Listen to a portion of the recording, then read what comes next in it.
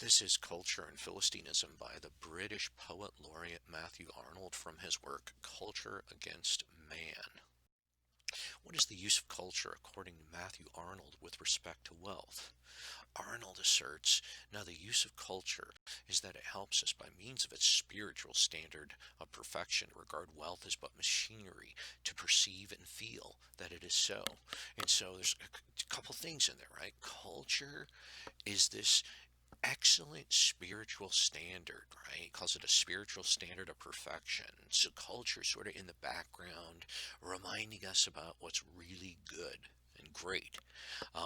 And then culture reminds us to think about money as but machinery, right? That it's a means. It's not an ends in and of itself, right? That leads to greed. What do the Philistines believe the most? If it were not for this purging effect wrought upon our minds by culture, the whole world, the future as well as the present, would inevitably belong to the Philistines. The people who believe most that our greatness and welfare are proved by our being very rich, and who most give their lives and thoughts to becoming rich, are just the very people whom we call Philistines. And so there's a couple of really interesting things in this quote. I mean, the first is the kind of purging effect that he talks about because of culture. And so purging in a way is what, it's like a purifying or a kind of expelling of the nasty business out. That's what culture does, right? And it has this purging effect on our minds.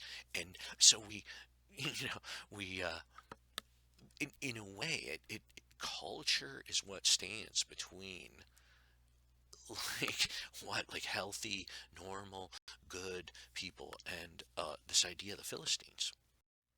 What is the essential question that culture asks? And here is Arnold's really big rip on the Philistines. He says, culture says, consider these people then, their way of life, their habits, their manners, the very tones of their voice. Look at them attentively. Observe the literature they read, the things which give them pleasure, the words which come out of their mouths, the thoughts which make the furniture of their minds. Would any amount of wealth be worth having with the condition that one was to become just like these people by having it? And so that's like an intense attack. This idea that, look at the person over there. I mean, he's such a creep. Would any amount of money be worth having if I had to be like that creep? And what does culture beget with respect to dissatisfaction, right? What does culture do or offer? Uh, with respect to dissatisfaction.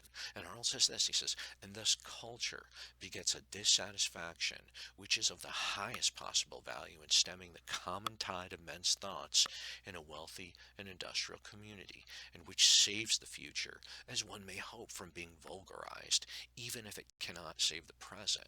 And so this idea that culture sets the standard of perfection up there that makes us dissatisfied. We're like, no, that's not quite good enough. I'm not going to live my life that way. That seems gross. And the other thing that's interesting is that, look, the present, which is kind of dominated by Philistinism, is vulgarized and it can't be saved. It's only the future that can be saved because the dissatisfaction that's created is because of a vulgar present.